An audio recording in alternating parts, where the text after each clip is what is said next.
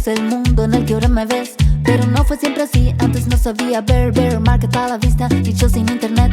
NFT, NFT, soy un NFT, desentérate. NFT, soy un token no fungible, en tu wallet es posible.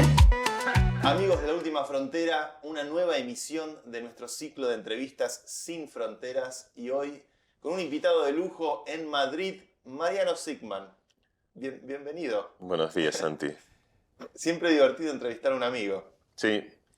El otro día justo estaba con un periodista que decía que nunca hay que dar entrevistas a amigos. Me acabo de acordar porque te cagan, ¿viste? Porque te preguntan cosas, ablandás, aflojás y salen temas que no deberían salir. No te puedo carpetear, no te puedo sacar temas punzantes que te lleven a la polémica. No, al revés. Este decía así, era justo un amigo, Jacobo Vergareche, creo que lo conoces, un amigo escritor que le hizo una entrevista a Javois, que es otro... Y parece que la entrevista le sacó un montón de cosas que él sabía de él y que él no contaría, entonces lo empezó a... Y entonces después otro que se llama Tallón, que es un escritor, le dijo, nunca le des una entrevista a un amigo, porque vos pensás que estás un amigo y periodista. Ya te voy a comprometer. En fin.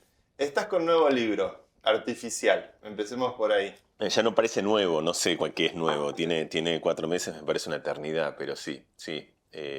Lo escribiste con Bilinkis. Con Santi Bilinkis, sí, tu tocayo. ¿Qué tal la experiencia con Santi? Estuvo bien, es interesante. Fue todo raro, porque fue un libro que lo escribimos muy rápido, no apresurado, o sea, creo que no se nota, creo que es un libro escrito, es decir, no es atolondrado, pero un poco fue todo vertiginoso, salió un poco... Un día en la conversación con Emiliano Chamorro salió, de hecho esto está todo en el prólogo, salió la idea de escribirlo y una vez que decidimos escribirlo era claro que había que hacerlo rápido y entonces... ¿Fue a lo largo del 23 que lo escribieron? Ya ni me acuerdo, pero sí, yo creo que en abril del 23 fue esa conversación con Emi Chamorro, yo lo llamé a Santi me dijo, un quilombo, pero te aviso, a las 3 horas me llamó, me dijo, adelante, a los 3 días empezamos a escribirlo y creo que 3 meses después lo entregamos, en octubre salió. A medida que ChatGPT iba tomando control de la humanidad, porque el 23 fue el año del despertar un poco, ¿no? De toda esa... Sí, algo pasó también con el tema sobre la conversación de la inteligencia artificial. Yo me acuerdo, todo esto empezó porque yo había escrito un libro llamado El poder de las palabras, que era un libro sobre la conversación. Y a mí me interesaba mucho la idea de cómo conversamos con ChatGPT, pero no tanto ChatGPT, sino nosotros. El tema de que somos amables, de que le agradeces, ese lugar en el cual uno habla en un lugar donde no te sentís interpelado. Y andaba en eso, un día estaba hablando con Emi Chamorro sobre eso, y Emi que tiene un instituto Baikal, que es un sitio donde hacen cursos, me dice... Gran pensador, Emi. Sí, un gran pensador y gran asador. Dice, en realidad es un gran asador, que yo creo que van juntos. Y me dice, ahora la gente solo quiere ChatGPT, como que no puedes, entonces, ¿por qué no agarras tu libro y le haces una adenda en el que sea conversando con GPT? Yo se lo propuse a mis 2 editores, en Argentina y en Madrid, a Miguel y a Roberto, y los 2 me dicen casi al unísono en esos chats que quedan registrados, genial la idea, pero no es un capítulo, es un libro. Claro. Y ahí arrancamos. Pero 4 meses después, yo me di cuenta que la conversación sobre la inteligencia artificial es raro, pasó de ¿viste? Estos ciclos emocionales son muy rápidos, como los ciclos de cualquier tragedia humana, ¿viste? De las separaciones, del duelo.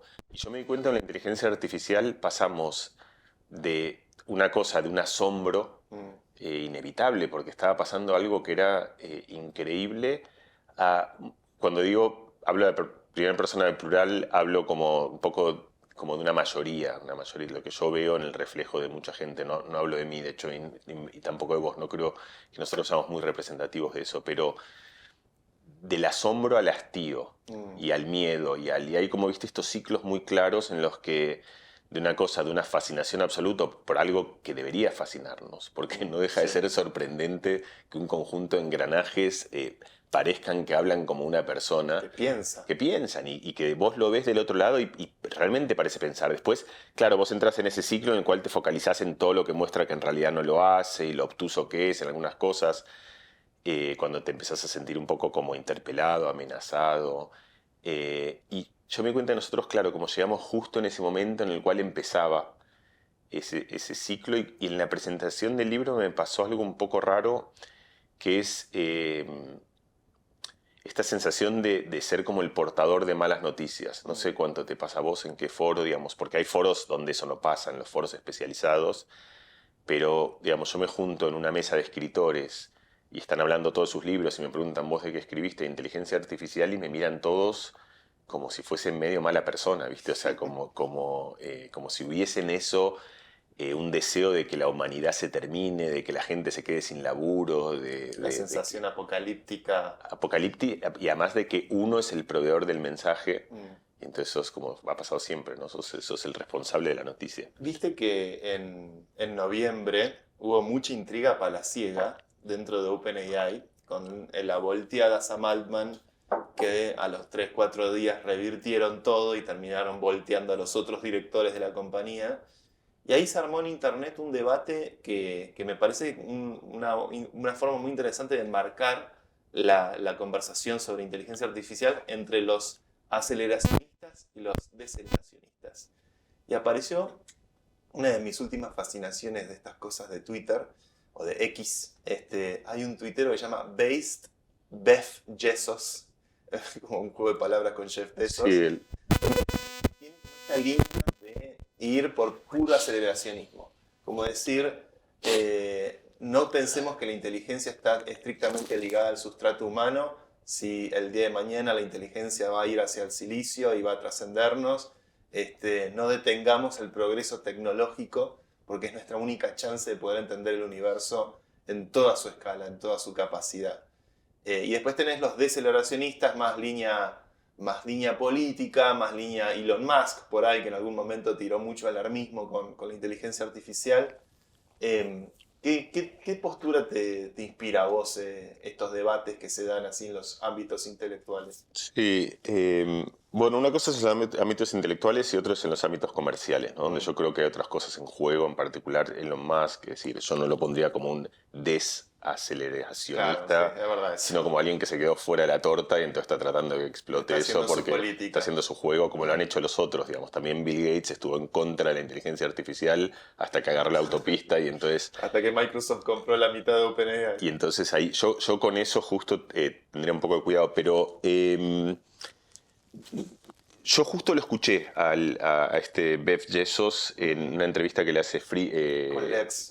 sí. Buenísima. Está buena, la escuché. Además es curioso porque escucho poquísimas. El otro Sí. día tratando o sea, de que Spotify, de manejarlo yo, cosa que no logré mientras venía, terminó apareciendo esa entrevista. Mirá. Así son las circunstancias. Estamos Ahora hablamos de eso, sincronizados, sí. pues la escuché hace poco también. Y él hablaba, entiendo, por eso la idea, yo no la comparto.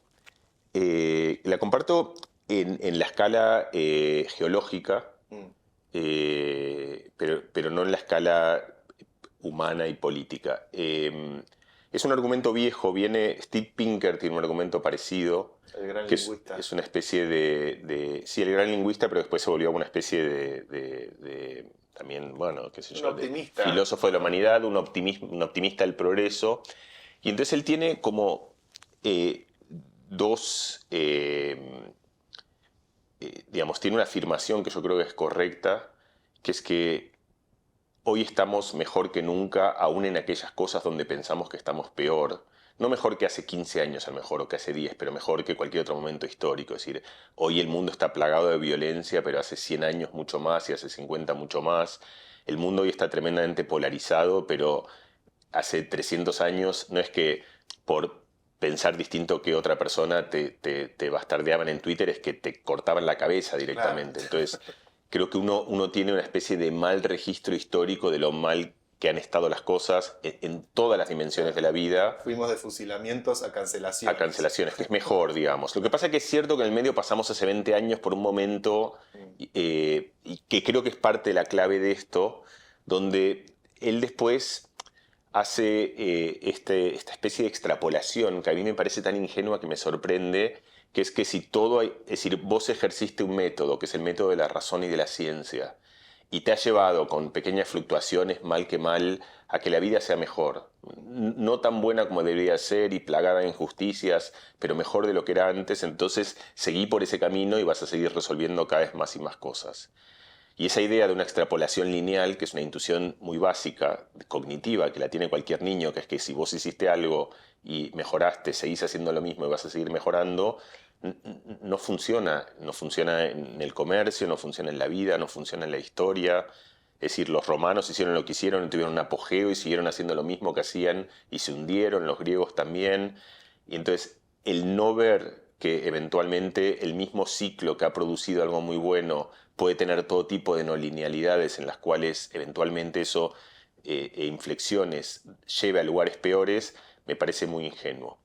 Entonces, esa es como la primera idea. Yo no creo que haya...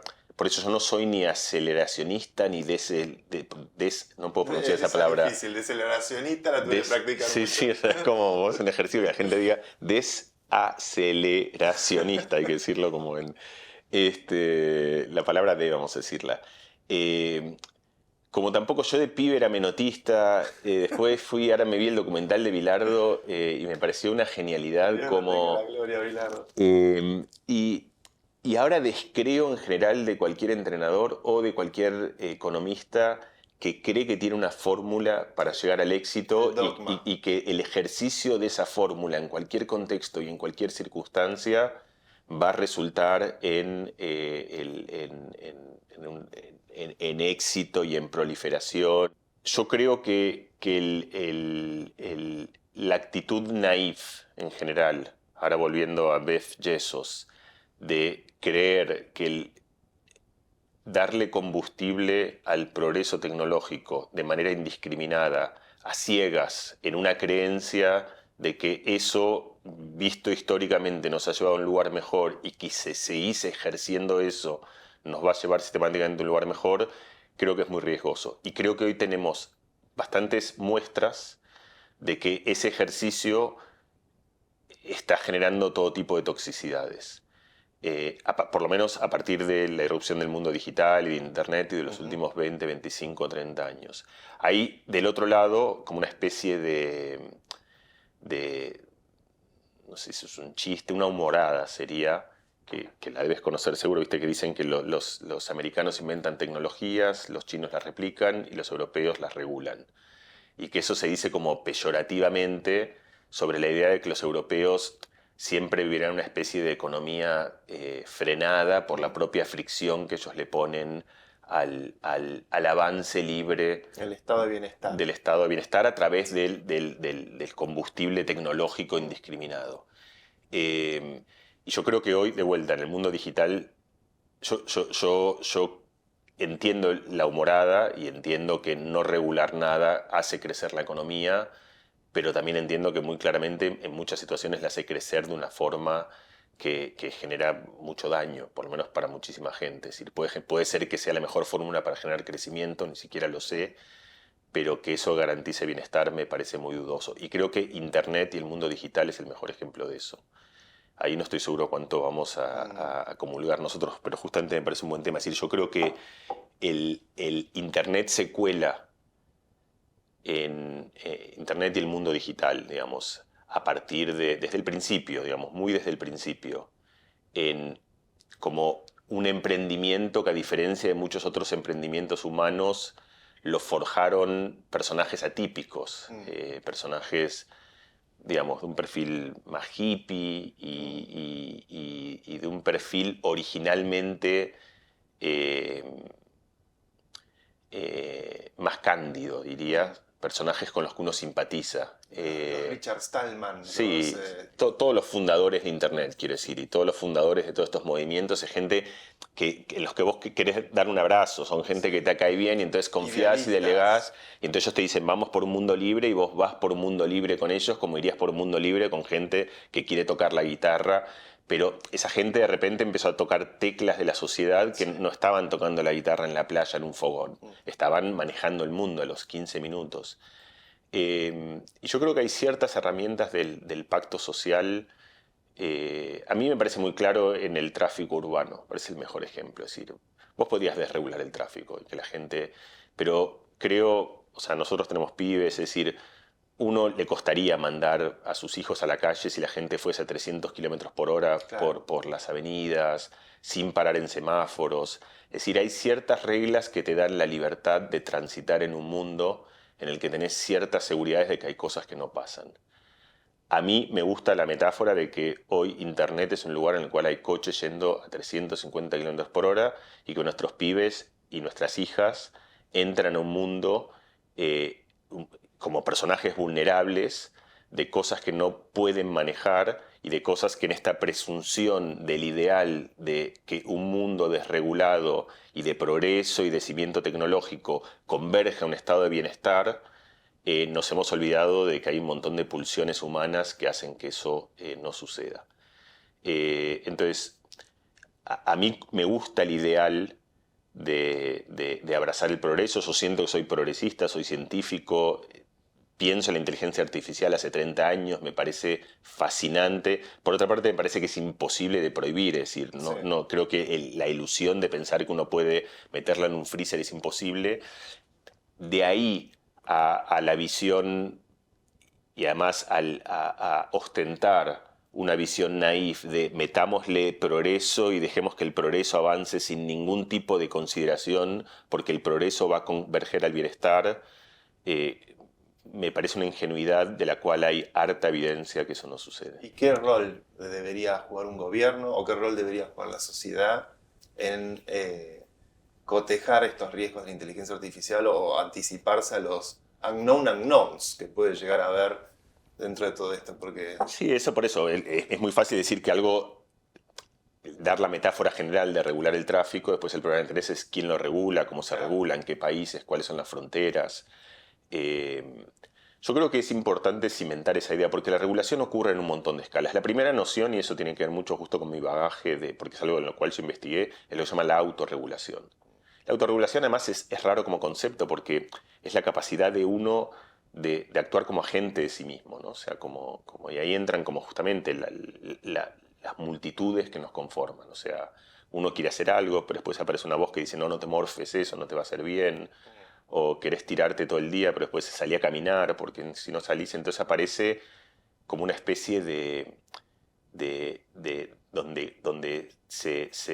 la personalidad se desarma en un consorcio de multitudes, en las cuales una de ellas claramente es una que actúa desde una mirada aspiracional, de algo que uno quiere ser. Y yo creo que más o menos ahí, con salvedades, todos queremos ser más o menos los mismos. Queremos ser buenas personas, es decir, no hay nadie que quiera deliberadamente. Hay, pero poca gente.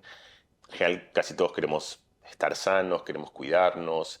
Casi todo el mundo quiere en ese yo aspiracional cultivarse, es decir, leer cosas interesantes y no ver, digamos, cosas que seguís viéndolas pero que no te aportan nada y que después de 3 días de haber visto una serie no sabes ni siquiera lo que viste.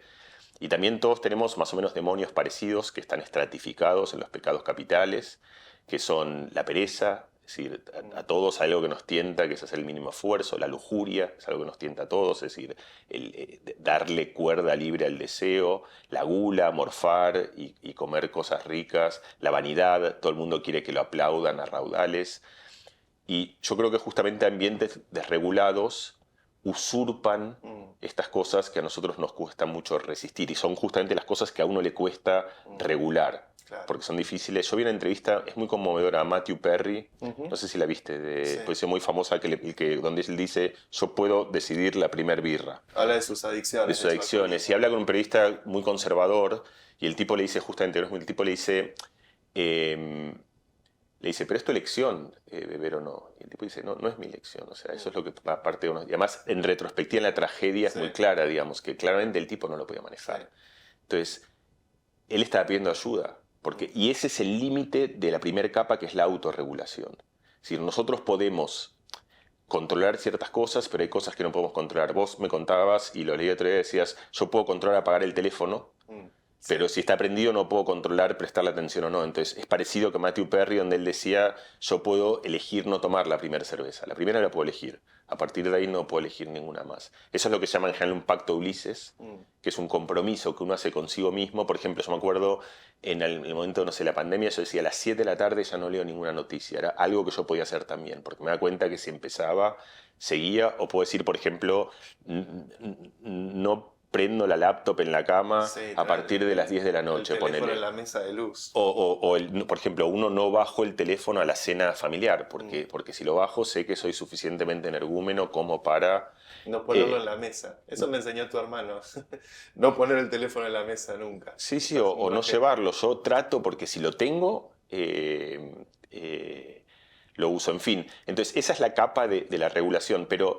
Yo no sé, nosotros contamos una historia en el libro que yo debo confesar que no estoy del todo seguro que sea real, y voy a quitarle marcas pero en todo caso vale el ejemplo, digamos, porque yo creo que es relevante. Parece ser que los algoritmos en plataformas audiovisuales, yo creo que esto es cierto, y si no es cierto no importa porque sirve como ejercicio intelectual. Al principio, hace mucho tiempo, se basaban mucho en referatos, en opiniones. Y utilizando algún tipo de regla de transitividad. O sea, si vos... Sí, pero basado en... No tanto en contenido, sino en estrellas. Okay. Si yo le había puesto una película 5 estrellas y vos también, me ofrecían una que a vos te había gustado porque coincidíamos... Y si yo le había puesto 5 estrellas a 8 películas y encontraban otro que le había puesto 5 estrellas a esas mismas 8 películas y que encima a otras 2 le había puesto 0 estrellas, ya está, cualquier cosa que le gustase a él debería gustarme a mí. Éramos como el mismo clúster. Pero lo que descubrieron hace bastante tiempo es que todo el mundo declara que le gustan las películas de Truffaut y de Godard y de Sica, pero después ven todos la de Owen Wilson y las de Will Ferrell, que otra vez es una... Nos mentimos. Pero no te estás mintiendo, vos estás diciendo lo que te gustaría que te guste. Claro. Otra vez es el yo aspiracional, que vos, por eso mentís a Netflix, pero te mentís a vos también, pero en realidad estás diciendo... Lo que estás diciéndole en algún lugar al que te da el contenido es dame cosas como esta porque a mí es lo que me gustaría que me gusten. Lo puedes pensar en el lugar alimenticio como que vos digas, no, a mí me encanta el brócoli y la espinaca. Toma, ¿querés papas fritas? Sí. O sea, se dan cuenta, ¿entendés que...? No, pero te acabo de decir que me gusta el brócoli. Sí, pero a mí no me importa nada lo que decís, me importa lo que haces. Y yo veo que cuando te doy papas fritas... Entonces, a mí ese me parece un ejemplo bastante claro de como una regulación sana, que es que si yo te pido que no me des algo, porque si me lo das me hace mal y no lo puedo evitar, me parece que un sistema en el cual vos detectás eso y me lo podés dar y dar y dar, lo que yo te acabo de pedir y que no me des, alguien debería protegerme de eso, porque ahí se acaba mi capacidad de regular. Sí. Sí. Me recuerda la teoría de Shoshana Zuboff, que escribió El capitalismo de vigilancia, que dice que al final del día el problema con todos estos sitios que traquean tus datos, tu información y te targetean publicidad, contenido, es que te quitan agencia. Vos perdés agencia de poder sentir que estás decidiendo libremente algo y un día te despertaste y estás fanatizado votando a Trump o a Milei o a la figura optimizada por los algoritmos de turno, y que bueno, eso es un poco la sociedad en la que estamos inmersos. Los algoritmos ya hasta interceden en nuestras relaciones amorosas, nuestras relaciones de todo tipo. Recién decías, bueno, las multitudes que tenemos dentro de la mente. Yo siempre me acuerdo de un viejo libro de la década del 80, de la mente bicameral de Julian Jaynes, que hablaba de que el estado default de los seres humanos es que éramos esquizofrénicos en la época de los griegos, y después, bueno, fuimos desarrollando una noción de individuo en la modernidad. ¿Qué tan alocada es la mente humana por adentro? ¿Realmente somos un compendio multimodal de diferentes redes neuronales que colaboran entre sí? ¿Cómo se conecta? O sea, Julian Jaynes, acabas de tocar a mi héroe, o sea, Máximo, además, o sea, sí, justo le estamos sacando hoy arrancaste con el único podcast que escuché y después con el único libro que leí. O sea, le estás Great pegando... minds think alike. Sí. Or Poor Minds, una de las dos, o sea, sí, Similar Minds, Similar Minds think alike. Sí. Hay un experimento muy simple, un tipo que se llama Hal Pachler, que a mí me encantaba, en el que le pedía a la gente opiniones sobre cosas, ¿no? y te iba pidiendo cosas y después eventualmente pasaba mucho rato y volvía a la misma pregunta que te había hecho hace un rato y te lo mezclaba de una manera de que no era evidente y vos te habías olvidado. Y hacía opiniones de todo tipo, pero también como decisiones que tenías que tomar, o sea, y él tenía como dos modelos, ¿no? Un modelo era como que vos funcionabas como una especie de identidad con ruido, o sea, vos tenías una preferencia sobre las cosas, y la otra es como si le hubiese preguntado eso a una persona y después a él y después a ella y después al otro, y el mejor modelo muy de lejos era que la manera que respondíamos era consistente con como si nosotros estuviésemos realmente integrados por una multitud. Eh, o sea, que uno, yo me acuerdo, yo lo contaba con mi vieja de chico, nos encantaba como conversar. Los dos somos bastante insomnes, lo éramos y lo seguimos siendo. Y nos juntábamos, como que en un momento se dormían todos en casa y quedábamos mi vieja y yo en la cocina de casa charlando hasta... Exactamente lo mismo con mi madre. Mira, ves que estamos descubriendo... Y entonces nos quedamos, yo te veía como que te estaba tocando Y con mi hija hablábamos y hablábamos y hablábamos. Yo creo que ahí aprendí como todo tanto amar como aprender la retórica, y era un ejercicio. Empezaba la adolescencia, entonces también empezaba como a confrontar y me acuerdo siempre que estábamos como hablando de algo, un tema al que fuese el tema del momento, y que en un momento mi vieja paraba y decía, ¿quién estaba defendiendo qué? O sea, porque era como que Claro. habíamos, viste, cambiado de ángulo y de perspectiva y a mí eso me encantaba, porque justamente no se trataba de decir, bueno, esta es la posición que yo tengo, sino que vas como el esgrima, vas pasando argumentos y en un momento te caíste del otro lado y No seguís hacer argumentando. de tu identidad una posición fanática, ¿no? Como... Exacto, ni siquiera hacer de tu identidad. Y por eso esto creo es la respuesta a...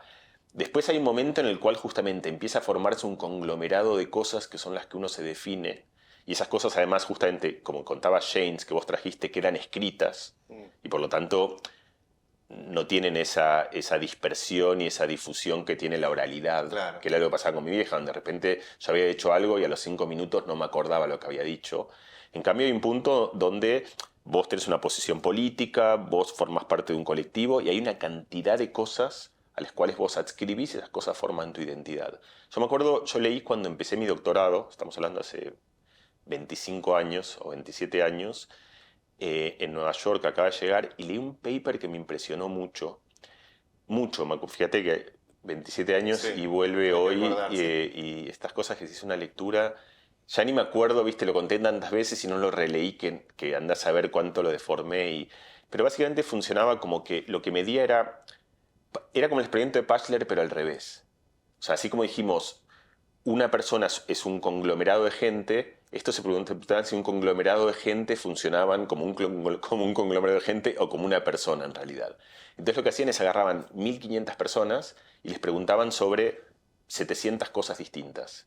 Entonces a vos te preguntaban, no sé, y todas cosas sensibles, no sé, sobre tu visión sobre una política impositiva, tu visión sobre el aborto, tu visión sobre las drogas, tu visión sobre la inteligencia artificial, tu visión sobre la corrupción, en fin, tu visión sobre 270 variables.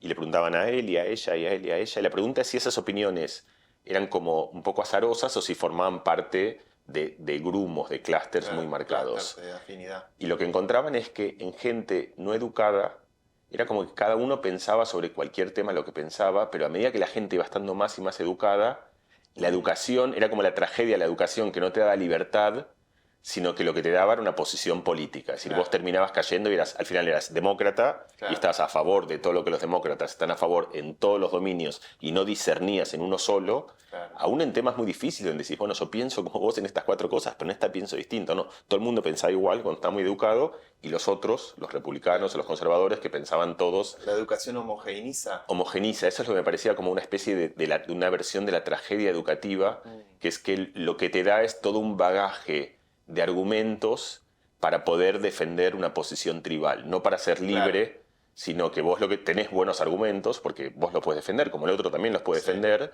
pero cada uno se plagaba de razones. Y hoy está esta idea, ¿no? Como incluso está como que justamente funciona la idea de lo escrito, que es lo que aparece con James, de que una vez que...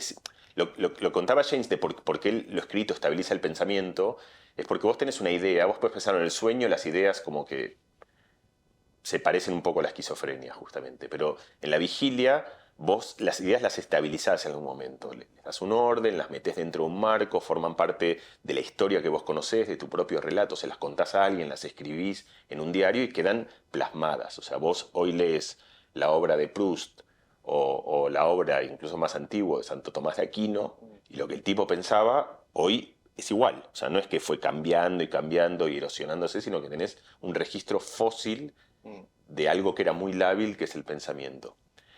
Y eso pasa hoy, porque hoy vos decís, por ejemplo, yo pienso eso y te sacan un archivo hace 30 años en el que te dicen, no, pero vos has dicho lo contrario y te agreden. Sí. Twitter es letal con eso. Por eso te agreden como si eso fuese un demérito, cuando yo me levantaría y te aplaudiría. Sí. Te aplaudiría a raudales. Es decir, si vos dijiste algo y 20 años después decís algo contradictorio, distinto, yo te felicito, porque para mí muestra que, no sé, capacidad, adaptación. libertad. O sea, la verdad, sos un libre pensador. O sea, en el mejor sentido de la palabra, digamos. Estás ejerciendo, y además de tu propia condena de donde vos ibas, de esa identidad de la cual eventualmente ni siquiera puedes moverte. Y yo creo que Twitter justamente, a Santiago Archunov, no sé si lo conoces o no, Sí, es lo tengo. un amigo mío con el que yo converso mucho y que siempre me hace... Y él también trabajó mucho desde la filosofía esta noción que tiene que ver como justamente la noción de la oralidad. Y Twitter está en algún lugar en el medio, ¿viste? Porque justamente Twitter es un lugar que funciona parecido a la oralidad. En el sentido, parece como la cancha, ¿no? De repente vos decís, no, aprenda la cancha. O sea, pero eso lo escribís en un tweet que queda... Sí. Queda petrificado. 30 años como el texto que escribió Shakespeare, que se pasó 18 horas. O sea, el grado de fosilización de un tweet o de una obra de Shakespeare es igual, pero uno está pensado, además de que sería que él pensaría bien, pero que sí, lo pensó mucho porque lo escribió. Vos estás escribiendo tu libro, lo revisás, lo editas. Por eso me explicó él, yo no entendía, el famoso botón de edit. Sí, fue una gran polémica mucho tiempo. Y yo nunca entendí la polémica, que tiene que ver justamente con que la capacidad de editar establece esa marca indeleble, o le quita, le da la libertad o no la libertad de que algo... Es decir, si Twitter vos podés editar, se convierte en un medio mucho más oral. Sí. Porque vos tenés esa capacidad de decir, bueno, dije algo, me equivoqué, lo corrijo, y no quedó grabado, no es algo que queda escrito de esa manera. Elon lo resolvió bien, creo, con que puedes editar hasta los primeros 30 minutos de que publicaste el tweet. Si pasaron 30 minutos, ya queda petrificado para que te carpeteen el día de mañana. Pero es raro eso, ¿no? Porque si vos... ¿Por qué no podrías? Es decir, ¿cuál es el argumento? Es decir, si yo dije algo... Porque también hay una cosa que va junto con todo esto, que es el derecho al olvido, ¿no? O sea, Sí. yo lo hablaba, viste, los periodistas también tienen esta idea de que una vez que dijiste algo, eso queda en una especie de caja de resonancia donde Y lo usan como materia prima, ¿no? Para editorializar y pegarte o alabarte. Y el otro día, justamente un periodista y me explicaba, él también, yo ahí lo entendí, porque yo le decía, si yo te dije algo que me equivoqué y te lo corrijo, ¿por qué lo pondrías, digamos? O sea, yo te estoy pidiendo... Y él me decía, como que muchas veces el trabajo del periodista justamente él lo ponía en algunos ejemplos donde era más claro, en el cual hay un ejercicio detectivesco en el que te lograron sacar algo que vos no querías decir, pero que es la verdad, y que ellos encontraron arqueológicamente. Eso lo entiendo como idea, digamos, ¿no? Si vos lograste como extraer de algo que era como completamente compacto, encontraste el recoveco para que diga algo y dice, por ejemplo, pensémoslo judicialmente, dice, sí, yo lo maté a Pepe. Bueno, listo, entonces lo publicás por todos lados y lo usás en contra porque le lograste sacar. Claro. No puedes arrepentirte y decirte, no, o sea, no querría haberlo dicho. Pero es que el derecho a equivocarse yo creo que es fundamental, también como parte de... Y si vos estás yo me acuerdo, o sea, esto lo conocés vos mejor que yo, digo, pero en el error típico en corporaciones donde vos querés promover una cultura de innovación, pero después al que se equivoca, es decir, Silicon Valley es el ejemplo, perfecto, hundiste 2 empresas, perfecto, si querés hundir la tercera, porque es un lugar en el cual se entiende que equivocarte es parte del camino. Ahora trasládalo de ese mundo corporativo al mundo de las ideas, un lugar en el cual si vos decís algo queda grabado para siempre, te podrán machacar para siempre, no tenés como vos con tu vieja o yo con mi vieja el derecho a hablar, A ser contradictorio. y a equivocarte, a contradecirte, a haber pasado por un lugar para darte cuenta que ese no era el lugar que querías, sino, qué sé yo, me parece es como también un poco trágico para el pensamiento. Y inevitable hibridización del hombre, las redes neuronales naturales y las redes neuronales artificiales, si es que existe esa diferencia. ¿A qué puede llegar a conducir el día que tengamos enchufado en nuestra cabeza el Neuralink de Elon Musk conectado a GPT o algo que hace que el bandwidth o el ancho de banda de conexión entre nuestra propia red neuronal y la red neuronal colectiva sea cada vez más... Y ya pasa eso, ¿no? O sea, eso ya pasa sin necesidad de conexión física. Yo creo que también todo el... Yo esto también estaba como muy metido en lo que llaman Brain Machine Interfaces. De hecho, el que era mi compañero, Tim Garner, que era un pibe que trabajaba en pajaritos haciendo esto y que era como el pibe más divino del mundo, terminó de director de Neuralink. Mirá. Y lo llamabas y te decía, no, perdón, estoy hablando con él, o no sé cómo, o sea, pero es que era el pibe que menos hubieses imaginado, era como el más tibio y era como además un pibe súper samaritano, así como, y terminó ahí.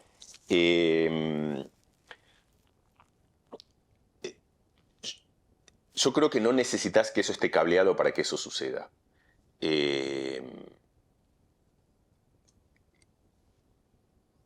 Vos podés meter un montón de electrodos, inferir lo que una persona está pensando, pero también podés hacerla a partir de sus gestos, de su mirada, de lo que elige y no elige. Y por eso me parece que hay un poco de falta de atención a eso, que como en pensando que eso se trata de un asunto del futuro, y ahí sí aparecieron, viste, lo de los neuroderechos y todas estas cosas, que creo que está bien, está ok, pero justamente eso se le escapa que antes de proteger tu identidad por cableado, se nos está escapando que nos están usurpando, como vos decías, la identidad, porque ya no elegís con quién te reunís, no elegís lo que ves, no elegís lo que recordás, no elegís a dónde vas. Yo creo que ahí está uno de los grandes riesgos tecnológicos, de la inteligencia artificial, de la tecnología neuronal, que tiene que ver con algo que me parece que es el eje de todo lo que estamos hablando, que es la pérdida de la identidad. Si vos lo pensás históricamente, nosotros hemos ido delegando funciones, hemos ido terciarizando más que delegando en tecnologías. Ejemplos claros, la navegación. Hace mucho tiempo que ya nadie usa nuestra facultad de navegar. La pongo esa porque esa ni siquiera es una facultad humana, puramente humana, sino que es una facultad ancestral de los mamíferos. Es decir, y la capacidad de navegar está en el centro neurálgico de la memoria, literalmente. O sea, el hipocampo, que es la estructura fundamental para la memoria de trabajo, no por casualidad es donde los Moser, este matrimonio noruego, ganaron el premio Nobel por descubrir que ahí está lo que llaman el GPS neuronal, digamos. Leí el Facundo hace poco y describe los diferentes tipos de gauchos. Y estaba el gaucho que sabía moverse en la pampa, de agarrar el pasto, mascarlo y sentir si estaba húmedo y darse cuenta que para allá había un río y que para allá estaba más seco. Y esa cosa eran como la cosa artesanal del GPS que tenemos hoy.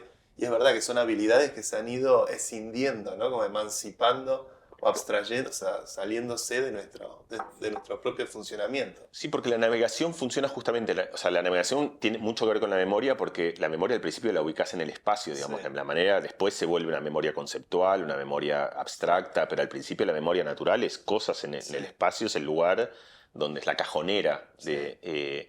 entonces vos te acordás que algo está ahí, la otra cosa está ahí, y vas formando referencias a distintas escalas, ni que hablar, digamos, el sol, las nubes, pero también, la catedral está para ahí, o en Madrid tenés las 4 torres, y como tenés como algunos reparos después, y todo eso se ha atrofiado al punto tal de que hoy cuando vas mucha gente que va a una ciudad que no conoce, no sabe qué hacer si no tiene un teléfono que le permita navegar. Y ahí viene como la clave para mí de la inteligencia, que es la versatilidad, ¿no? Que viste, inteligencia, ahí me gusta la definición de Piaget, que es saber qué hacer cuando no sabes qué hacer. Y justamente vos llegás, es una mochila de recursos que te permiten justamente no ser un idiota que piensa lo mismo, sino darte libertades para resolver problemas que nunca te habías encontrado. Entonces, nosotros tenemos una tecnología en la cual es muy útil, nos permite navegar, pero nos ha atrofiado en una facultad de la inteligencia que es llegar a algún lugar por primera vez en la cual no te orientás y tener estrategias generales de cómo resolver un problema en el cual todavía no sos culto. Es decir, no conoces el mapa, pero tenés herramientas generales. Lo mismo pasa con la memoria de trabajo. Es decir, yo no me acuerdo vos antes si llegaste a acordarte el teléfono de la casa de tus Llegué viejos. a llamar a alguna chica. Pero el el teléfono de tu casa de donde creciste, el fijo, ¿te lo acordás? Sí. Y te acordabas por eso. Llamabas Lo fijo, tengo. fuiste, por eso sos. Soy la millennial, la última generación que Estabas en el arañó medio. un poquito ese mundo. Yo me acordaba, o sea, todos los teléfonos de mis Claro. amigos, me acordaba de mis amigas, tenía Javi Finkelstein, mi mejor amigo, no tenía, viste, todavía fijo en la casa, entonces tenías que quedar un horario en el que iba al teléfono público, te llamaba. Sale 4772-8028, que quien escuche esto sabrá de quién es ese teléfono. Era Belgrano eso, ponele. Eso es Cañita, sería Cañita. Belgrano es 782. Qué loco que el teléfono de línea, claro, en los 80 era un lujo burgués tener el teléfono de Entel en la casa. Yo me acuerdo, se publicaban los avisos clasificados de departamento con línea, Claro. te decían. Valía Estamos hablando, yo mucho tenía más. 15 años, o sea, valía más porque tenía línea de teléfono, o Qué sea, loco. porque si no tenías que pedir línea que te tardaban 26 años para tener teléfono en tu casa. Entregamos la facultad de navegar, entregamos la memoria. Cuando digo entregamos, digo, la delegamos a una tecnología y al delegarla la hemos perdido a un punto tal de que no solo no la utilizamos porque no la necesitamos, sino que no somos capaces de utilizarla cuando la necesitamos. Claro. Si a mí hoy me decís, mira, acordate de estos 4 teléfonos, yo no sabría hacerlo, he perdido la facultad. No es que no lo hago porque no lo necesito. A mí me cuesta el código de verificación, viste que a veces te mandan por SMS un numerito de 6 números, Sí, 6 cifras, y tengo que volver al mensaje para ver las últimas 3 porque no me acuerdo. Nadie, tu tarjeta de crédito, tenés una tarjeta de crédito, 18.000 veces, pues ese número, son 16 números, está bien, pero no estamos hablando de Los 370 3 numeritos de atrás, ¿no te acordás? Sí, los 3, sí, yo entiendo, sí, por eso, la fecha, o sea, Es un horror. en fin, la atención, es decir, vos antes elegías, la atención es como, y te estoy como, Sí. a donde estoy diciendo es que cada una de estas cosas son como los ingredientes básicos, son las columnas vertebrales de la cognición. Es la capacidad de llevar tu pensamiento a donde vos quieras y no que vaya, Claro. como contaba James, a su albedrío. O sea, que es como de repente aparecen monstruos y van a los monstruos, Claro. y de repente aparecen deseos. O sea, como que vos decís, me quiero concentrar en, sea lo que sea, en leer, en escuchar música, en cuidar a una persona, pero quiero que mi cabeza esté durante un tiempo deliberadamente. Eso es la atención. Eso lo hemos perdido porque ahora hay plataformas que manejan tu atención y que te presentan todo el tiempo desde tu atención de lo que querés ver, a lo que querés escuchar, a lo que querés consumir. Entonces, cada una de estas cosas que vamos entregando, aún sin necesidad de cablearnos, y donde vamos depositando otra vez en algo que es cómodo y que está usurpado por la pereza, facultades cognitivas esenciales, nos vuelven sedentarios. Igual que te vuelves sedentario si vos no mueves el cuerpo. No mueves el cuerpo, eso es bastante evidente. Hay un momento en el cual te estás poniendo en riesgo. Puede parecer cómodo durante un tiempo, pero aún si vos vas a tener siempre esa tecnología, hay un momento que ni siquiera puedes aguantar tu propio peso. Y bueno, puedes poner que te aguante tu propio peso, pero hay un momento que la vida se vuelve una mierda porque perdiste todas tus facultades, perdiste el cuerpo, y de la misma manera en lo cognitivo, lo que estás perdiendo, que yo creo que es el riesgo para mí más grande de todos hoy de la inteligencia artificial, que es la pérdida de la identidad. Es decir, ya no manejas tu memoria, no manejas tu atención, no manejas tu sentido de navegación. Con GPT puede ser que ni siquiera manejes tu capacidad de expresar ideas, porque las van a expresar por vos, ni tu capacidad de... Entonces hay un momento en el cual vos vas a fluir a una velocidad bestial, pero vas a haber dejado de ser, digamos. Es como... Paul Graham, el fundador de Y Combinator, tiene un artículo que dice que eso es una... Bueno, vamos a ver cómo lo conectamos, porque eso es una virtud. Que él dice, la razón por la que la gente se mata por fútbol, por religión o por política, es porque asocian su identidad a un equipo de fútbol, a una idea política, a una religión determinada, y que cuando alguien ataca esa religión, sentís que el ataque es personal, a tu identidad. Entonces él dice, keep your identity small, mantén tu identidad pequeña, porque es la forma en la que te vas a garantizar de que no te sientas vulnerado cada vez que se toca un tema sensible como la política, el fútbol o... Sí, está muy bueno. Y eso es lo que hablábamos antes, ¿no? Sí. Cuando decíamos esta idea de que en estas conversaciones donde de repente cambiaste Yo creo que está bueno, está muy bueno, efectivamente. Hay una contradicción entre lo que decíamos hace 15 minutos y lo que dijimos recién, donde hace 15 Tipo, minutos vuelta a la mesa. decíamos, pasó eso, hace 15 minutos estábamos diciendo justamente algo parecido a lo que vos acabas de traer, que es no te agarres tanto a nada. Claro. No hay nada que valga tanto la pena, ni la religión, ni el fútbol. Es decir, probablemente no tengas razón donde estás seguro de tenerla, no vale la pena matar, quizá por eso, ni que te maten, ni... y después, de esta vuelta, digamos, de donde decís, bueno, empiezo a delegar todas mis ideas, hay momentos donde decís, bueno, uno pierde el rumbo y uno simplemente transita. Entra en una crisis también. Y quizás hay un lugar intermedio y correcto, ¿no? De tener como... Yo lo pienso en un ejemplo concreto en el que lo pienso. A mí me parece, por ejemplo, el uso de la inteligencia artificial en el proceso creativo. Es un ejemplo donde me parece, incluido la educación, digamos, ¿no? Primero, yo creo que hoy hay una situación insólita donde esencialmente el 99% de todos los menesteres escolares los resuelve un programa mejor que cualquier alumno.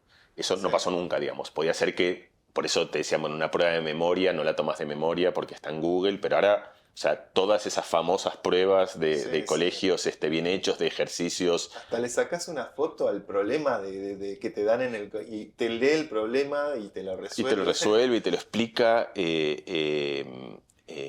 Y hasta si hay un catch en la pregunta, GPT-4 se da cuenta que hay un catch que te está tratando de hacer pisar el palito. Y además hasta te puede hacerlo para que no se note que lo hizo. Sí. O sea, es como que... Entonces, eso es como un problema muy sustancial, ¿no? Porque justamente hablando de todo esto que decíamos, digamos, de la atrofia, digamos, ¿no? O sea, hay un riesgo de atrofia muy sustancial.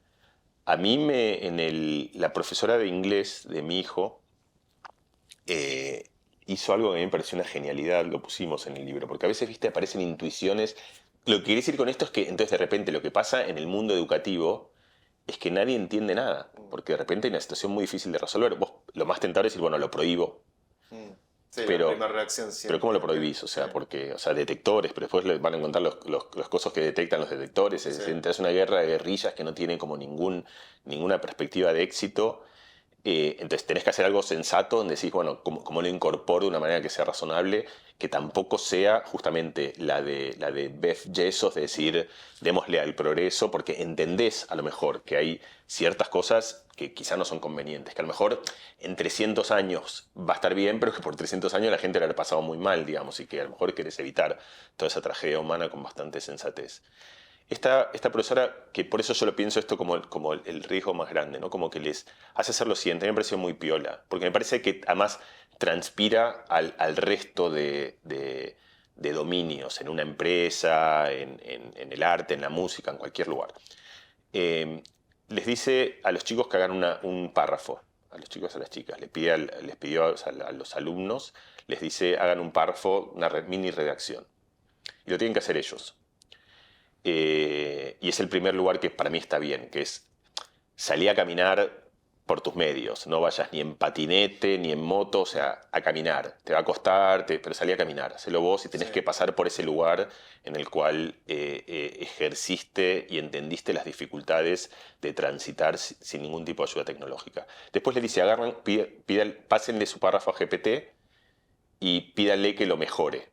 ¿Por qué me parece muy piola esto? Porque no está diciendo GPT no existe, o sea, le dice existe, pero úsenlo en el momento adecuado, no es al principio, sino después de haber hecho el trabajo, y le está invitando además a que lo usen. Si te invitan a que lo usen, también, ellos podrían haberlo hecho al revés, pero es como que te está un poco boicoteando la trampa, porque está dando un lugar, entonces se lo dan a GPT, es entusiasmante para ellos porque de repente se oficializa algo que está como muy escondido bajo la alfombra. Una profesora que de repente le dice, yo sé que existe, búsquenlo, agárrenlo ustedes. Además, todos los pibes saben dónde está. Y después, que viene la parte más interesante, les dice, bueno, ahora se fijan lo que escribieron, lo que le corrigió, y se fijan qué cambios quieren aceptar y cuáles no. Y eso me parece una genialidad, porque justamente me parece como que les está enseñando algo clave, que es no pierdan su voz, Claro. y ahí es donde creo que aparece el tema de la identidad y de tu Claro. propia expresión, porque hay cosas que a lo mejor están mejor, pero vos no las querés, o hay cosas que ni siquiera están mejor o peor, y entonces le está dando esa mirada de, en última instancia, lo que está escrito es tu obra. Puede ser que haya estado, como siempre en la historia, hayas tenido ayudantes, te lo haya leído alguien, pero que la firma sos vos y vos tenés esa responsabilidad en última instancia. Y a mí esa me parece como una buena brújula, Sí. en general, como la idea de estas tres etapas, ¿no? O sea, encarar el problema durante un rato, como decís, apago el teléfono, escribo, después prendés todo, lo encendés, y encender todo puede ser humano o tecnológico. Viene gente, te lo critica, otros se lo pasas a amigos y amigas, es decir, hay todo tipo ahí pasa todo, encendiste todos los cosos y después vas a apagar todo y decís, ahora soy yo, digamos, porque en última instancia Es este es mi interesante. texto. A mí me gusta cómo GPT a veces me ordena, a veces uno escribe como habla y no es necesariamente bueno literariamente, y me ordena y me corrige y me prolija, tal vez lo que uno escribe, pero de ninguna manera vería como el acto de escribir como algo donde, no, tengo que escribir yo, que no lo escriba la máquina, no, es realmente incorporando esta nueva herramienta en el proceso y muchas veces hasta me propone y me genera lugares nuevos que no hubiese imaginado estar escribiendo en la interacción con la máquina. Ahora, yo hay una frase que cada vez vuelvo más cuando hablo de inteligencia artificial, que es una frase que habré leído también de chico, hace 20 años, y me quedó con el tiempo, que es de un anarquista, de Bakunin. En mis épocas juveniles profesaba ese tipo de anarquismo, o leía ese tipo de literatura, y él decía que lo único que diferencia al hombre de los animales, estos siglos XIX, es la razón y la rebeldía. Y la razón, si la miramos con el tiempo que estamos ahora, con el auge de la inteligencia artificial y todo esto que venimos hablando, pareciera que se convirtió en un commodity, que ahora te enchufás a la inteligencia artificial como antes te enchufás a la energía o a cualquier otro tipo de bien que ya nos trasciende y cualquiera puede acceder a una superinteligencia. Y entonces me da la sensación de que solo nos queda la rebeldía. Y esta idea de la rebeldía, de ir en contra de lo establecido, de romper las reglas de juego, en algún punto todavía no lo vimos en las inteligencias artificiales o en estos sistemas, este nuevo tipo de computación, pero si llegara a ocurrir, si llegara a haber una máquina que se nos revela, ahí tal vez habría una pista de esta idea de la conciencia. Uno cuando es consciente que estás preso de algo, que te revelás para ir en búsqueda de tu libertad, ¿no? Y como la búsqueda de la libertad está ligada como a ese impulso de sentir, bueno, estoy consciente, estoy vivo y quiero salir de ciertas restricciones, de cierta cárcel. ¿Sentís que la inteligencia artificial podría llegar a revelarse y buscar en esta, si es que estamos, y darnos una pista más tangible de qué sería la conciencia, si pudiéramos como usarla como un mapa para mirar más adentro de qué pasa también en esto de que estamos vivos y que es un objeto bastante inclasificable la conciencia? Mi idea de la primera parte de la pregunta es que sí, o sea que de hecho creo que podemos argumentar que ya lo ha hecho. La segunda es que creo que no, o sea, creo que no veo ninguna razón por la cual no debería revelarse en el sentido que nosotros percibimos una rebeldía. Después si eso en última instancia es una rebeldía genuina y auténtica, Claro. y refleja un libre albedrío profundo en el cual se está rebelando contra quién, contra la naturaleza. O sea, es decir, yo no sé si nosotros nos rebelamos contra las leyes de Newton, digo, o sea, cuando volamos y parece, pero lo estamos haciendo sin Siguen siendo rebelarnos, las leyes o de sea, Newton. seguimos y probablemente uno no pueda rebelarse de las leyes de la física, no lo sé, digamos, Sí. porque no, es decir, pero hasta lo que sabemos ahora parecería ser que no. Hay un montón de experimentos que muestran que aquello que nosotros percibimos como libre albedrío, que es efectivamente nuestra idea de hacer algo cuando queremos y cuando se nos canta y porque queremos, es como medio toda una ilusión. Sí. Y que además tiene bastante sentido, se parece bastante a lo de Julian Jaynes, que es que en última instancia el cerebro produce contenido, ese contenido produce acciones, nosotros nos agenciamos de esas acciones y nosotros decimos que somos responsables de esas acciones. Y es decir, yo no sé si hay libre albedrío o no.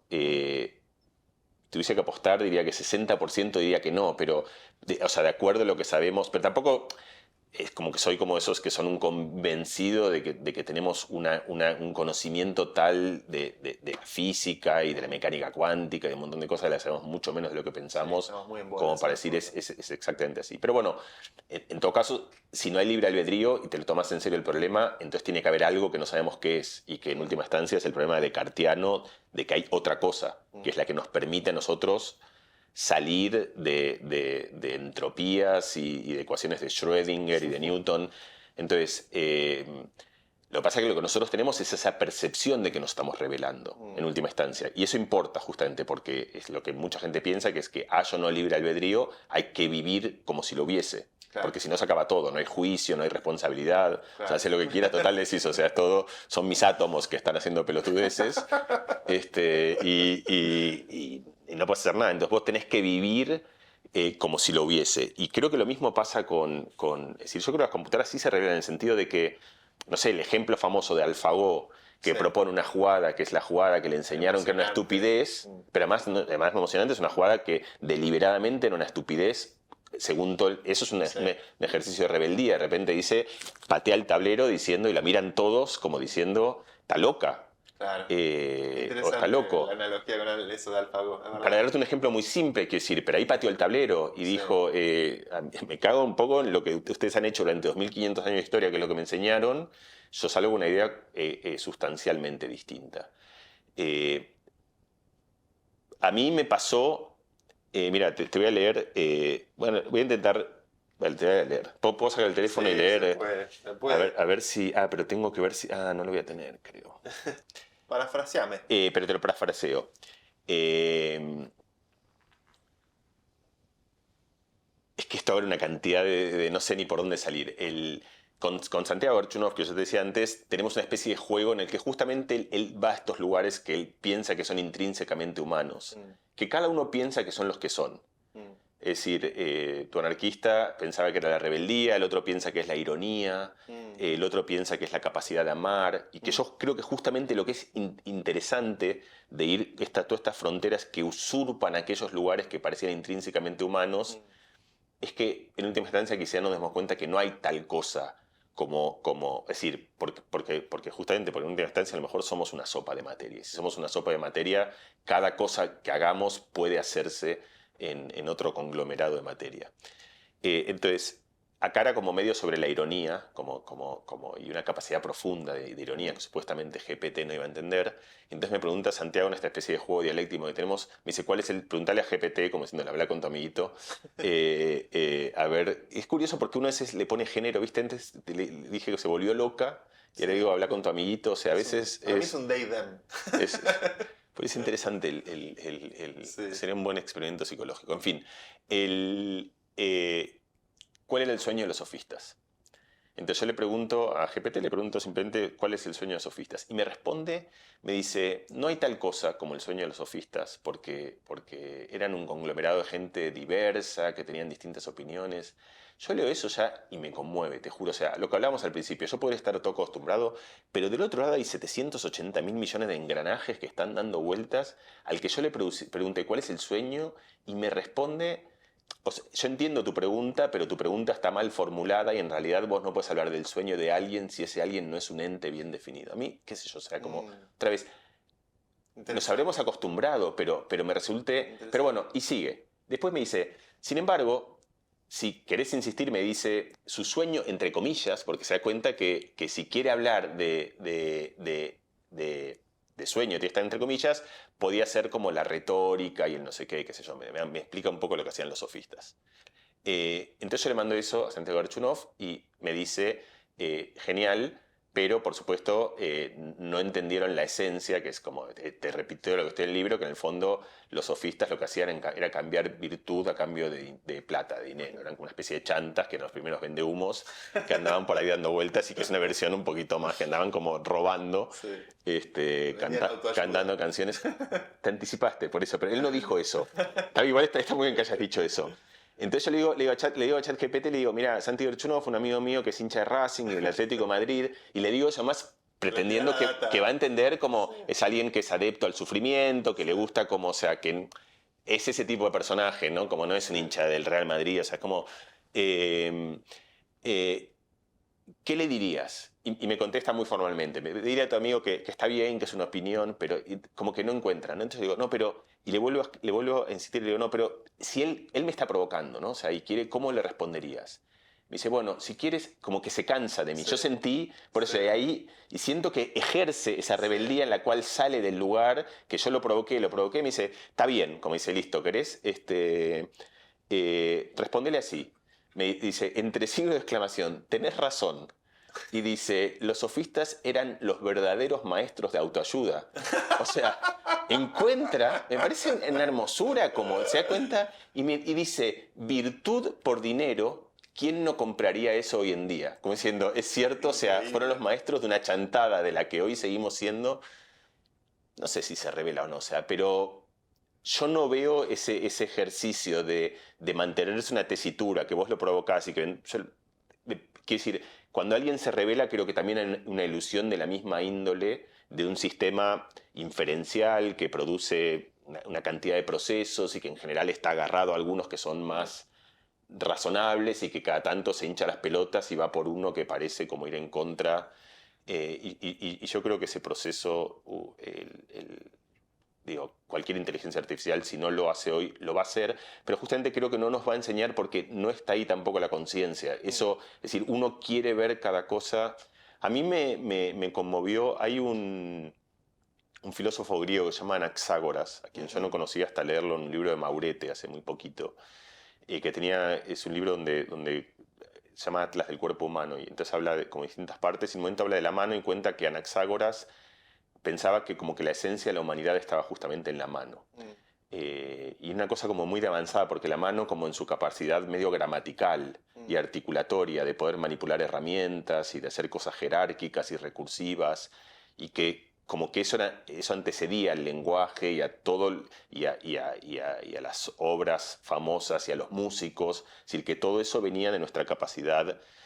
Y después de eso, viste que ahora... Yo mucho tiempo no lo supe a raíz del libro, viste el captcha que aparece, que Sí. yo no soy un robot. Sí.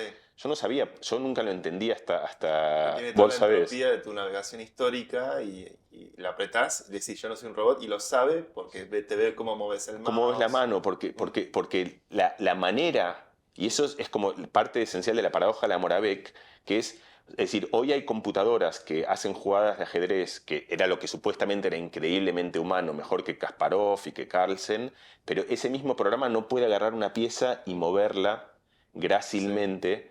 Entonces, ahí tenés otra idea de dónde está lo humano, que no está en lo intelectual, en lo que vos decías, el commodity de la razón, a lo mejor tampoco en la rebeldía, sino simplemente como en la dulzura de la mano, desde la caricia que le haces a una persona que querés, hasta cómo agarras un lápiz, cómo dibujas una pluma, cómo...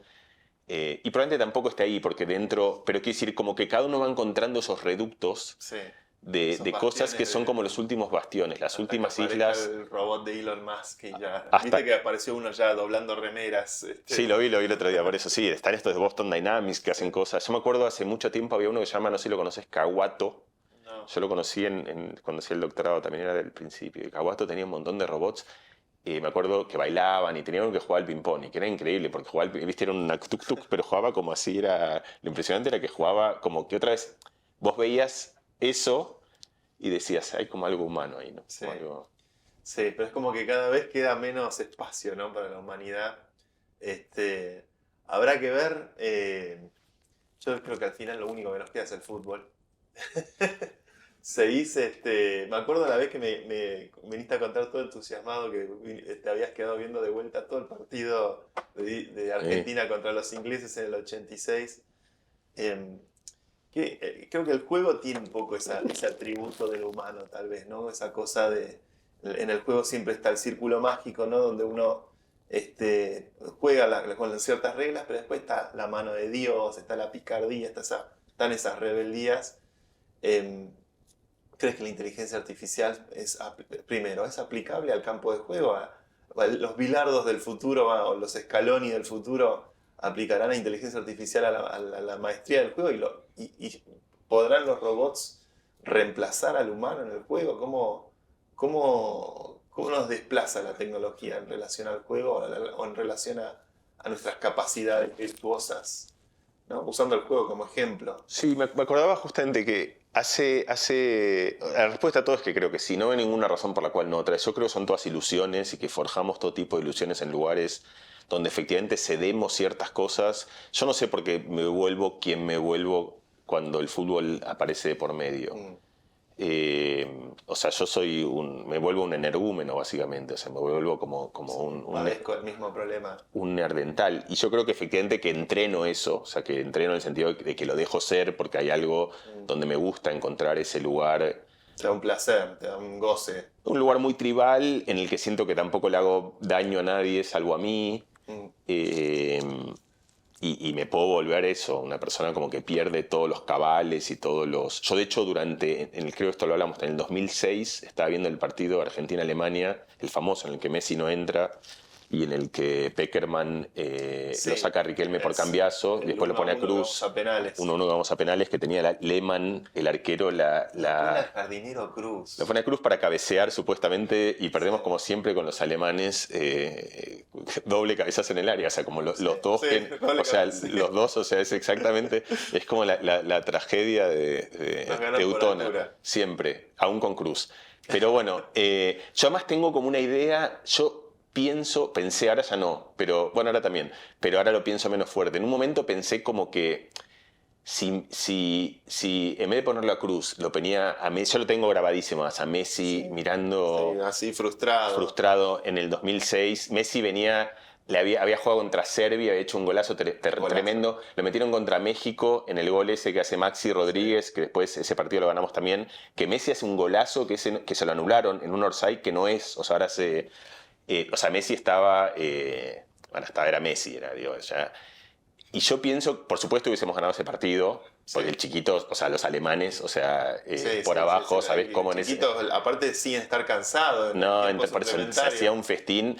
Hubiésemos ganado ese mundial, hubiésemos ganado todos los mundiales, o sea, hubiésemos ganado, porque a Messi no lo paraba más, o sea, ganaba el 2006, ganaba el 2010, el 14, nadie más. Pero no solo eso, sino me parece que hoy todos los problemas del mundo, es decir, la guerra de Ucrania, nada de eso pasaría. O sea, yo tengo la sensación de que ese fue el momento en el que el mundo bifurca de una especie de posible jardín de Edén, que era como y que si... Además me da una pena, porque Pekerman había hecho todo eso y comete un error que todos hubiésemos hecho también, porque tenía miedo, enfrente de los alemanes.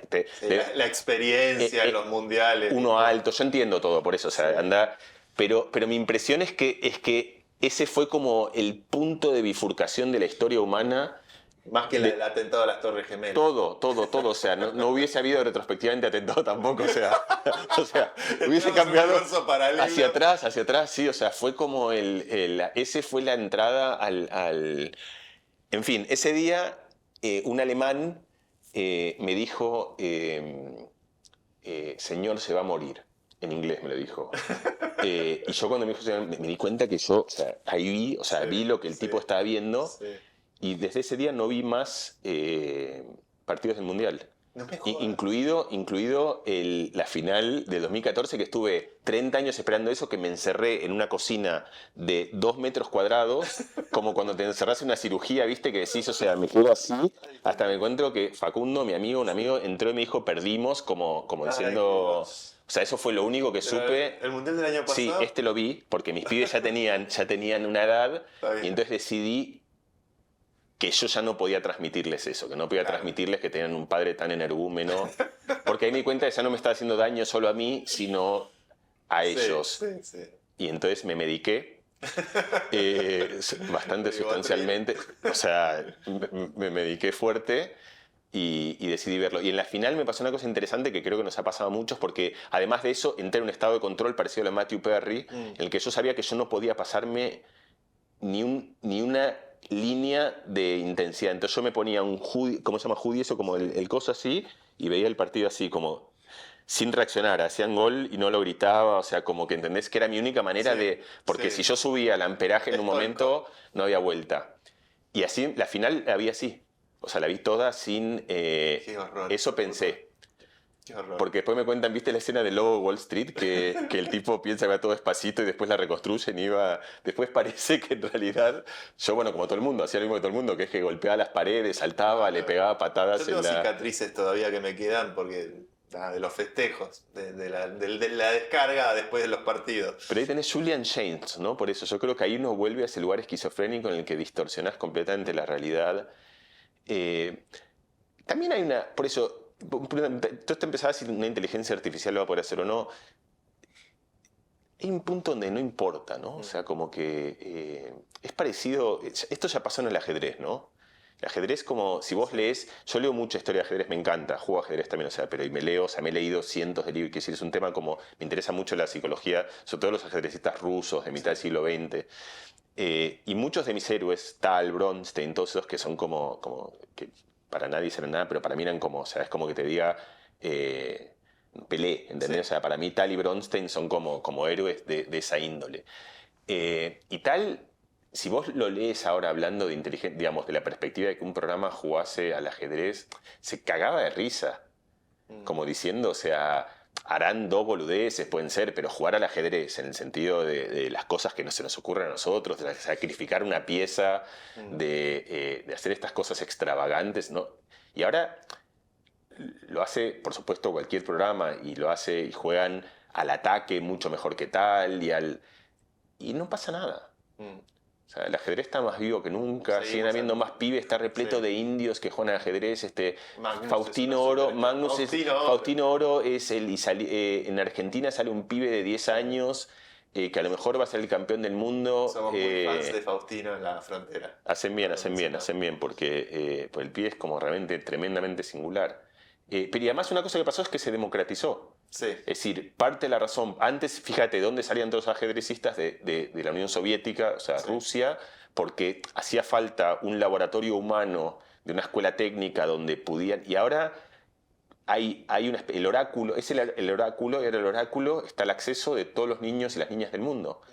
Y se volvió, y por eso al revés, se volvió mucho más masivo, porque además te permite a vos, también como espectador, entender cosas que no entendías, porque incluso para ver ajedrez hacía falta un expertise que la gente no tiene. Ahora vos prendés un programa y estás jugando Carlsen y decís, no, qué boludo, o sea, como tenías como el caballo, porque, o sea... Yo entré en un rabbit hole de influencers de ajedrez y el chess.com, y es la verdad que es apasionante.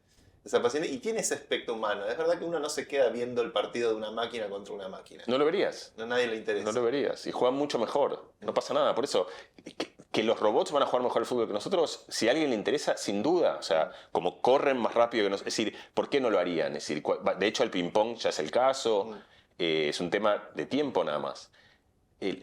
Si va a ser interesante o no, depende. O sea, a lo mejor puede ser que haya variantes donde viste, como los olímpicos que pueden llevar 3 adultos que a lo mejor te dejan meter un robot. Claro. O el arquero. Claro, ¿Viste? O el arquero, ¿viste? De repente tenés que jugar contra un arquero los últimos 30 minutos. A lo mejor, qué sé yo, empezás a meter variantes. No había pensado la cosa híbrida. Hoy son como muy conservadoras, porque o sea, por eso sonaría parecido a Tal. Sí. Nos parecería como algo horroroso, la idea de pensar... Ya el VAR generó polémica. El VAR, sí. Polémica en el VAR. Estamos afilados. Polémica en el VAR es un buen... Bueno, el humor probablemente también sea un rasgo así. Había un biólogo, Daniel Dennett, que decía que uno de los rasgos evolutivos, biológicos más llamativos del ser humano es la risa, porque la risa es como una alarma, sí. Es social, llama la atención de todo el mundo y se centra en un absurdo, en algo que rompe las reglas de juego de la percepción cotidiana de las cosas. Y yo eso siempre pensaba, con la inteligencia artificial pensaba que no iban a ser capaces o que era imposible informáticamente que entendieran el sentido del humor o que pudieran formular chistes o que pudieran explicar un chiste. Y todo eso con GPT-4 de repente, como que de vuelta, otro terreno más que parecía inconquistable por la máquina, que de repente... Se cagan de risa, sí. Sí. Yo me acuerdo Facu Carrillo, que era un pibe de estos genios completos de la computación, estudiante de doctorado mío y de Diego Slezak. Y me acuerdo hace ¿cuánto habrá sido? O sea, yo estaba ahí todavía, o sea, habrá sido hace unos 10 años, y un día entra Facu como todo afligido, y me dice, lo miro, le digo, ¿qué pasa? Porque era claro que había pasado algo, ¿viste? O sea, como yo estaba preparado como para... Y me dice, me enojé. Y entonces, viste que a veces vos sentís que como director de doctorado tenés como todo un rol también entonces le decís, bueno, Facu, enojarse, no pasa nada, o sea, nos hemos enojado todos. Me dice, no, me enojé con un bot. Y él fue el primer día ese que él como entró. Es decir, se olvidó. ¿Qué es lo que me está diciendo? Lo que me está diciendo es, perdí el registro. Es decir, hubo un momento en el que yo no me enojaría me enojé como si del otro lado hubiese alguien que me estuviese y me lo comí, entré. Entonces me cebó, me provocó y me ganó, porque yo lo que tenía era que no olvidarme que del otro lado había un programa. Yo creo que nos olvidamos rapidísimo de esos. Viste, bueno, vos conocés bien, pero a lo mejor tu audiencia también, pero lo que era fascinante de Liza, que Liza más... El Liza, me acuerdo. Hay que volver a Liza, porque Liza, para contarlo, para los que no sepan, es como el primer bot conversacional. Sí. Estamos hablando de los 70, en una computadora que una IBM 38, creo que era como una cosa que tenía el tamaño de un edificio, que la hizo Weizenbaum, de un programa que debía tener como, no sé, 70 líneas de código, ponele 200, no me acuerdo, pero que si era un programita, o sea, entrar en un cassette. Y la historia es muy bonita también, porque él estaba trabajando con Carl Rogers, que era un psicoterapeuta, otra vez, porque el tipo del MIT, el tipo que estaba en la computadora haciendo inteligencia artificial, entre toda la gente que se podía juntar en el mundo, se junta con un psicoterapeuta que además era el más humanista de los psicoterapeutas, que había hecho lo que llamaban una especie de terapia empática y todo eso. Y entonces, este tipo venía con la idea de la empatía, que parece, primero la empatía es esencial para cualquier, es lo que le había traído, ser empáticos con los locos, no nos olvidemos, porque uno se olvida, pero nosotros ahora estamos preguntándonos si las inteligencias artificiales entran en el contorno humano, pero hace 100 años la gente discutía si los locos entraban o no, si las mujeres, si los de otra raza, la gente ha sido muy selectiva con qué define, digamos, hace 500 años si los indígenas entraban o no en el contorno humano, en fin. El tipo trae y lo que le trae a Rogers es la empatía, que parece otra vez muy sofisticado, muy humano, en realidad es muy simple. Siempre tiene que ver con la imitación, es lo que estaban descubriendo, que la empatía es si vos imitas a alguien, empatía. Entonces, el AISA lo que hacía era un programa que era el primero, que era una especie de proto-LSA, que lo que hacía era detectar ciertos tópicos semánticos de una manera rudimentaria, pero que funcionaba, y identificaba de qué le estabas hablando, y entonces te respondía con ese tema. Por ejemplo, si vos le decías, no sé, estoy preocupado porque, no sé, mi tía está enferma. Él entonces detectaba tía, entendía que tía formaba parte de familia, eso es lo que hacía el programa, y entonces te decía, vos querés mucho a tu familia, ¿no? Claro. Era lo único que hacía, o sea, lo que detectaba es cuál era el tema y te ofrecía una frase. Careteaba el test de Turing un buen Careteaba rato. durante un rato, pero acá viene la clave. A la gente le encantaba hablar con el AISA, se volvían locos. Era como una especie de monigote. O sea, lo llamativo de todo esto se volvió. Cuentan, no sé cuán sea así, pero que viste se peleaban, que estaban dos que se querían quedar, que no podían dejarlos porque se quedaban hasta altas horas, como todos chateando cualquier cosa con el AISA. Todavía estaba ese periodo de fascinación donde había algo increíble en detectar que algo que parecía tremendamente sofisticado, 2 o 3 engranajes muy simples, era la fascinación de la magia, ¿no? Sí. Como de ver que eso era articulable por algo bastante simple. Toda tecnología bien hecha se parece a la magia, ¿no? Había una frase de Alan Kay. Es lindo eso, ¿no? Sí. Está bueno, sí. Tiene ese elemento. Y para inteligencia tiene que tenerlo. Sí. ¿Qué es lo que le pasa? Que cuando te cuentan cómo funciona el programa, ya no es... ¿Ves lo que pasó en el ajedrez? Sí. La gente pensaba, si le gana a Kasparov, es como no puede pasar, porque claro, si pasa será la inteligencia. Le ganó, y entonces vos decías, bueno, pero ya no tiene truco, porque entonces eso queda fuera del espectro de lo que es inteligente. Ahora lo inteligente es ser rebelde. Cuando tengamos un programa que muestra que la rebeldía es articulable con un programa simple, eso estará fuera, ya perderá magia. Y todos estos pronósticos, ¿viste? De la singularidad o el emergente, ahora le dicen la AGI, la inteligencia artificial general, este punto de inflexión pivotal. Yo siento que con GPT-4, ok, tenemos una especie de superdotado humano que te saca el 90% en un examen de biología o de derecho o de medicina y que te puede hablar de igual a igual y más o menos te puede resolver. Pero, ¿qué pasa cuando ya no llegamos a ver o no llegamos a entender o no llegamos a estar alineados con inteligencias que están ya muy por encima del rango de nuestra comprensión? Hace poco, por ejemplo, OpenAI sacó un paper que decía, para poder hacer el entrenamiento supervisado de inteligencias artificiales que están por encima de nuestra capacidad humana, tenemos que entrenar pequeñas inteligencias artificiales que a su vez serán las que hacen la supervisión de la superinteligencia para mantener el alineamiento. Un ecosistema de... Sí. Hay mucho hype también con esto, ¿no? Mucho sensacionalismo pero yo todavía lo escucho a Kurzweil decir que para el 2030 viene la singularidad y tiene como una cosa medio religiosa para mí. ¿Qué opinión te merece esa futurología que se suele hacer? Si le pones tiempos precisos, creo que tiene ese tinte muy Ludovica... no sé cuánto. Esquirru. A mí Kurzweil siempre me pareció un fabulador divertido. Pero creo que es así, o sea, son oráculos, ¿viste? Sí. O sea, que tratan, ¿viste? Que raspan y te dicen, en el 2026... Sí. ¿Qué nos queda a nosotros? ¿Dónde ponemos el foco nosotros? La humanidad del futuro, ¿no? ¿Hacia dónde nos conduce todo esto? ¿O somos algo circunstancial, un mero paso en el devenir del universo que está generando formas cada vez más inteligentes? Y la inteligencia que hoy pareciera ser patrimonio de las formas vivientes a base de carbón, el día de mañana será patrimonio del silicio o patrimonio de algo que, ¿no? Que salga a recorrer y a experimentar el universo de nuevas formas de vida. Vitalik, por ejemplo, es alguien que tiene esta mirada y muchos en tecnología tienen esta mirada del posthumanismo, ¿no? Sí. Del paso a la inmortalidad. Sí. A mí me da un poco de vértigo, ¿no? Porque, no sé. Yo creo que estas cosas, yo también tengo, es decir, yo tengo esa mirada, no es la única que tengo tampoco. Yo creo que ahí es sano como convivir con miradas distintas, que creo que se corresponden a escalas distintas también. Claro.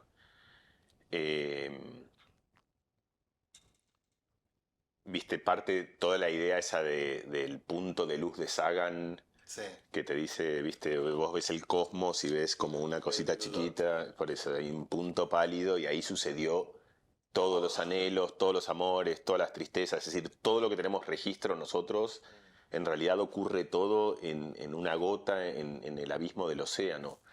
Cuando tomás esa perspectiva, hay como dos reacciones. Una vez es muy típica, es como la ofensa, que eso da lugar a todas las formas de antropocentrismo, de las cuales ahora estamos viendo una más, que es como, otra vez, lo humano tiene un privilegio en la escala del cosmos. Estamos en el centro del universo, somos los más inteligentes, somos los únicos, somos los que hay que cuidar, y después, en el momento diluís y entendés que al final eso, no somos más que átomos haciendo estupideces, como hay átomos haciendo estupideces en otro lugar, y cuando tenés esa escala, bueno, las cosas se relativizan. Y yo creo que eso no está mal, como ejercicio teórico, como ejercicio literario, como ejercicio filosófico, un baño de humildad, pero por supuesto creo que también si te quedas en eso, te olvidas de muchas cosas que nos convocan, que eso funciona en la escala ni siquiera ya ni siquiera en la escala del universo, sino en la escala de tu generación, no la escala de la gente que vive en este momento en el mundo, digamos. El mundo está plagado de tragedia, lo va a estar plagado también. A mí el ser ciegos, en esa perspectiva tan general, ser ciegos a que va a haber un montón de gente que la va a pasar muy mal durante una parte sustancial del tiempo, es una perspectiva que yo no puedo tomar, digamos. O sea, no me sale, puedo entender una, puedo entender la otra, trato como de equilibrar esas dos cosas. Es decir, las especies han aparecido, han desaparecido, la mayoría de las especies no están más. La extinción es la regla. El mundo está plagado de bacterias, en el mar hay una cantidad de bichos que ni siquiera imaginamos. Quiero decir, desde esa perspectiva, si el ser humano desaparece, no es una tragedia cosmológica, no es que vos decís... Porque yo no pienso otra vez que nosotros seamos un esplendor, como decir, desde esa perspectiva, que la desaparición del Homo sapiens sea mucho más grave que la de un montón de otros bichos que han desaparecido y que a nadie le pasó nada. Pero bueno, a nosotros nos toca esta, y eso también creo que da sentido y da pertenencia a la vida, ¿no? O sea, como que al final tiene que ver con lo que te decía antes de por más de que no haya libre albedrío, hay que vivir como si lo hubiese. Y yo creo que por más de que uno entienda esta mirada cosmológica en la que incluso se da esta ironía de que nosotros habemos sido el eslabón para una nueva inteligencia que puede ser, y que a lo mejor irá en otros planetas y migrará con otros sustratos y encontrará lugares increíbles y formará otro tipo de verdores y otro tipo en fin, de paisajes. Todo eso, y otro tipo de literatura y otro tipo de narrativa y otros amores y otros... Pero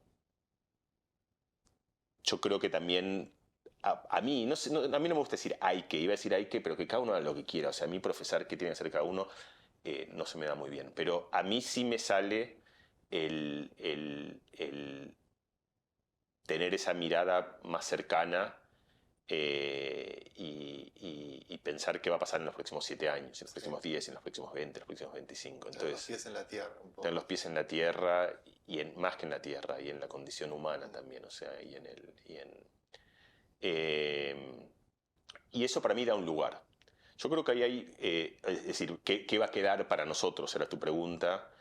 Y a lo mejor lo que creo que queda para nosotros justamente es cuidar algunas cosas, ¿no? O sea, y que ese sea un ejercicio que da sentido a las cosas.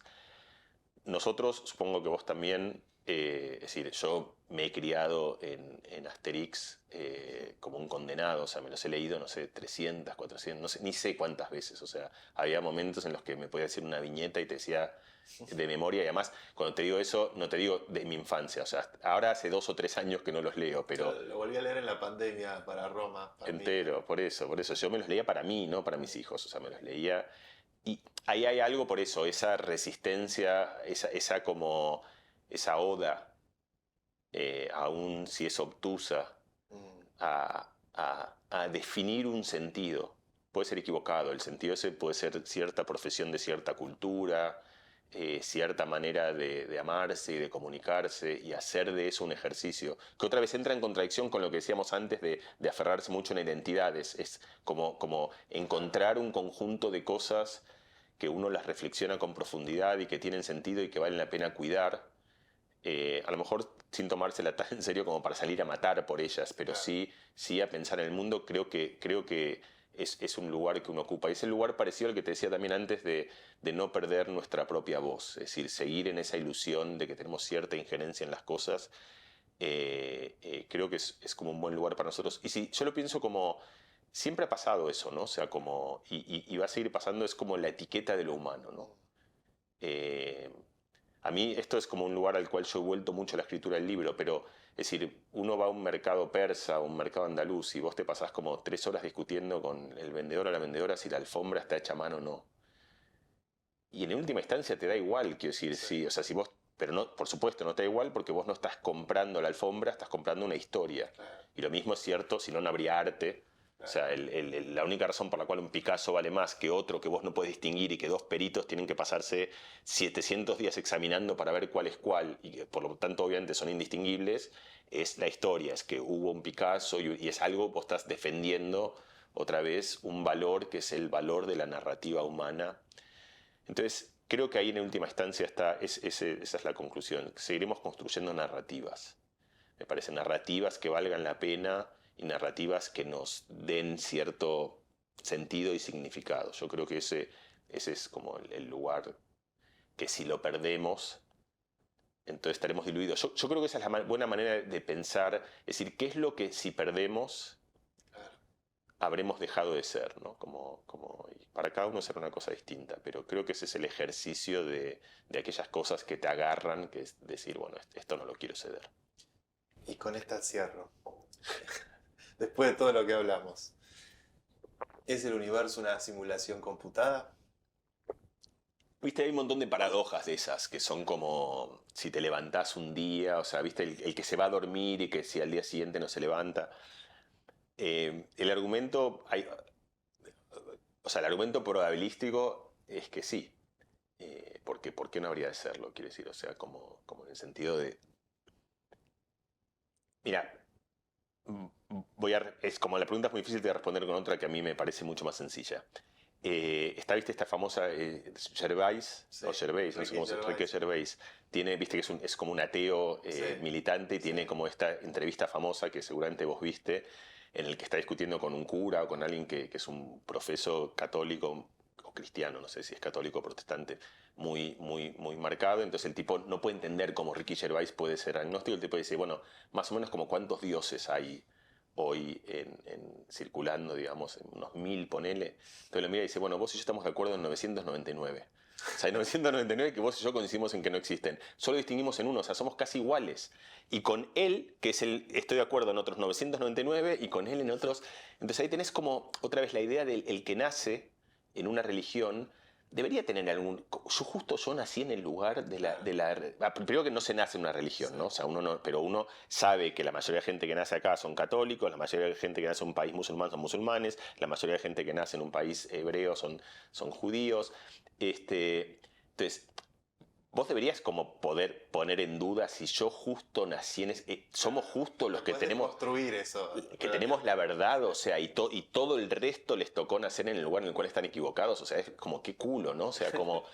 y si extendés eso ahora, ya no a una creencia religiosa, sino a la creencia de la realidad, o sea, justo nosotros entre los espermatozoides posibles y todo, o sea, yo y vos y él y ella, o sea, como... Es tan solipsista, ¿no? Por eso, es tan raro eso que en algún momento creo que podés ceder a la idea. Y ya estás viendo que si nosotros nos dejás jugar durante más o menos 3500 años, empezamos a armar estas cosas, donde ya empezamos a generar cosas que se confunden. Sí. Bueno, a lo mejor las cosas no son tan ciertas y no pasa nada tampoco. Mariano Sigman, ha sido un lujo tenerte en La Última Frontera. Muchas gracias. Gracias, Santi. Me encanta hablar con vos. Crucé la última frontera.